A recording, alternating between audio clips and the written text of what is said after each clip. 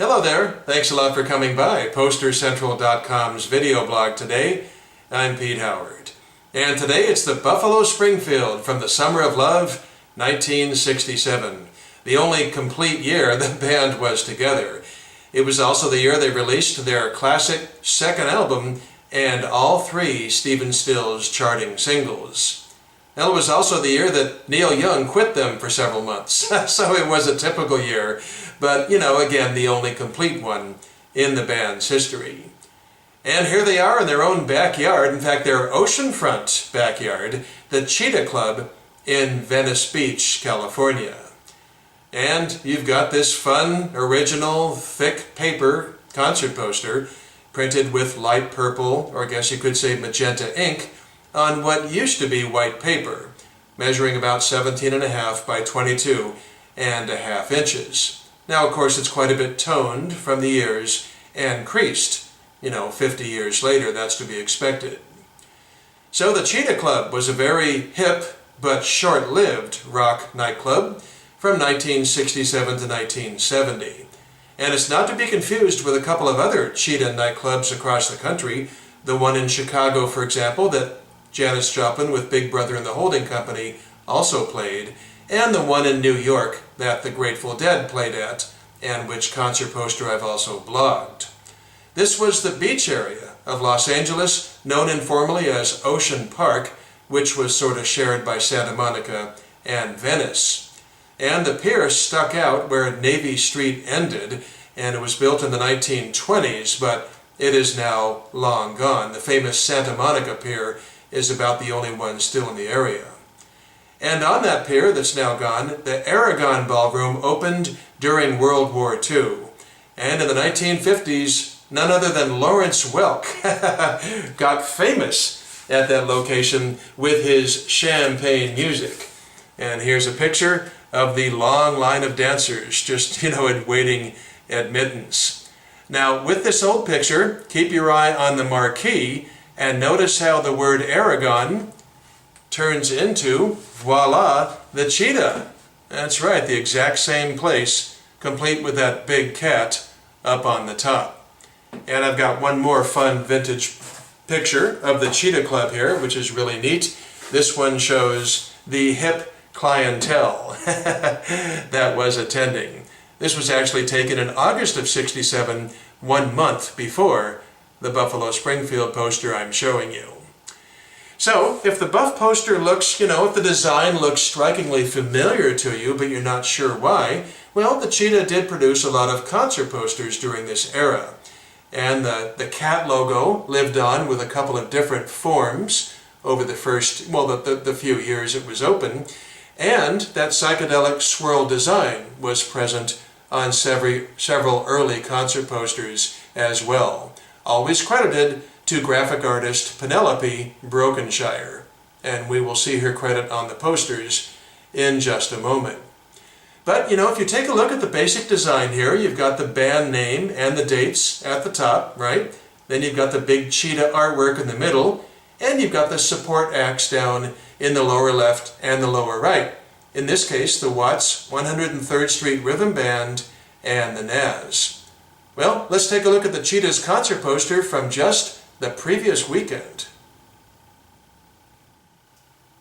That's right, the Doors. Wow, on Sunday, August 27th of '67, and those details are up there at the top.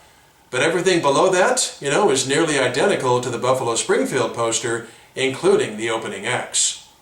And then, even a week before the Doors, let's move back 1 week, you've got the Seeds on a concert poster, and black and white this time, with different opening acts down below. Okay, up top you've got not only the Buffalo Springfield listed, but in their, somewhat famous logo lettering of the day, which is really cool. Now remember, they had only released their debut album at this point, at the time of these shows, and here's a quick look at the cover, and you can see very much the highly stylized lettering there. So it's great to have that on this poster. And then, after the word Springfield, notice the way that there is an exclamation point. Well, that's almost unique. That's pretty fun. Definitely not part of the band's marketing. I imagine it's just the Cheetah Club, being excited about having the Buff. Just like the Doors the week before, the Springfield had had an actual top 10 hit with For What It's Worth way earlier in the year. The Doors had Light My Fire.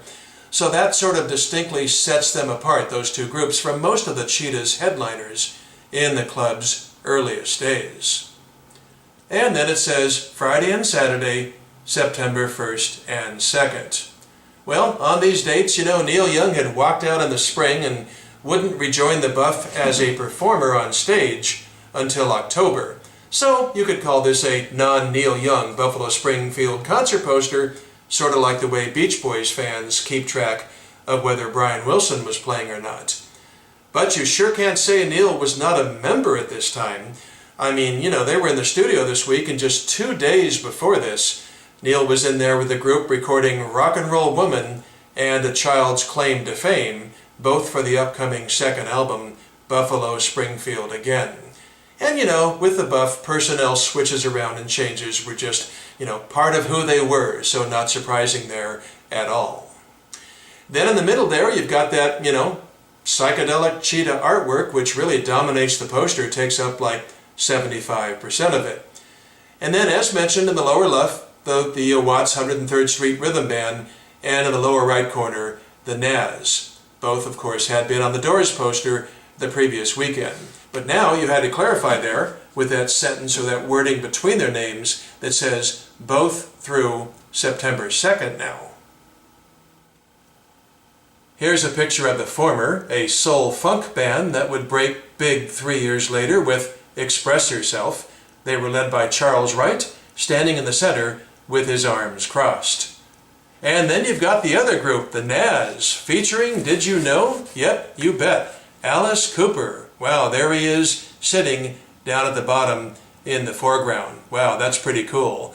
The Nazz would soon relocate, by the way, from Phoenix, Arizona, Cooper's hometown, to actually take up residence in Venice. And that move really paid off because Cooper and his band would be discovered, if you will, by a record executive in a later stint at, yep, you bet, the Cheetah nightclub. And then lastly, there's the important fine print down there, so let's zoom in for a closer look. So, taking care of some business here, under the cat's back feet, right there, the address is given, same as on all Cheetah concert posters, number 1 Navy Street. And then it says Ocean Park. Well, that's kind of interesting because just in 1967 alone, the Cheetah's posters sometimes said Ocean Park, the neighborhood. Sometimes they said Santa Monica, the borderline city probably just hundreds of feet away.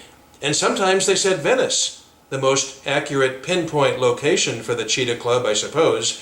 But in the 1960s, Venice was probably the least glamorous of the three descriptions. And then you've got on here the Cheetah's phone number.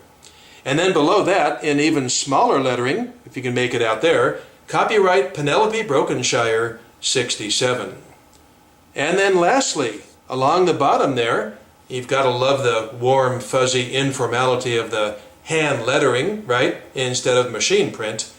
Advance tickets available at Wallich Music City, where, by the way, I worked just 5 years later. Thank you very much.